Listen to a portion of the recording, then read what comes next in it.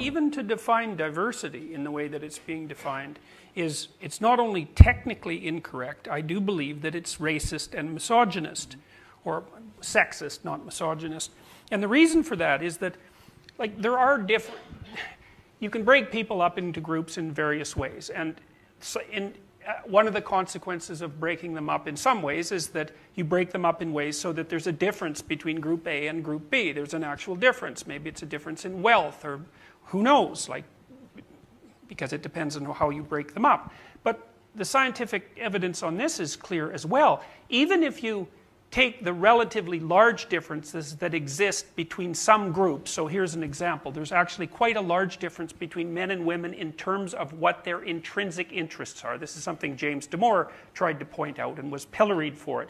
But the evidence is very strong that on average, women are more interested in people, and on average, men are more interested in things. And that's a fairly large difference as far as those sorts of differences go. But there's still more overlap between men and women than there are differences. And so the idea that you get diversity by selecting a cross-group identity is technically wrong, because there's more diversity within any group than there is between any two groups. It's wrong. It's wrong. But it's worse than that. It's morally wrong, because you're making the assumption that, the old racist assumption, that the group defines the content of the spirit. It's like, there isn't a more racist claim than that. There's not a more sexist claim than that I know what you're like because I know something about your external features.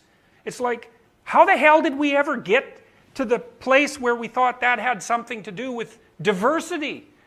It's anti-diversity in the most profound way. It's absolutely insulting to a person who regards himself or herself as an individual, to be judged in that manner, and to be constantly harangued for bigotry, for opposing the evil trinity of equity, diversity, and inclusivity. It's a miracle of inversion that can even be the case. And I would say, we need to know how to identify the radical leftists, let's say, and separate them from the liberals. And liberals are very bad at that. They're very bad at doing that. I'm trying. Yeah.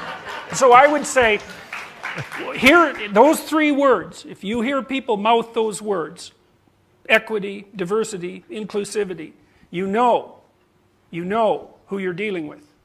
And you should step away from that, because it's not acceptable. It's a mask of virtue, that's it. And underneath it is something that's truly awful. And it's incumbent on liberal types to start to draw a line between their classic liberal beliefs and these terrible postmodern neo-Marxist ideas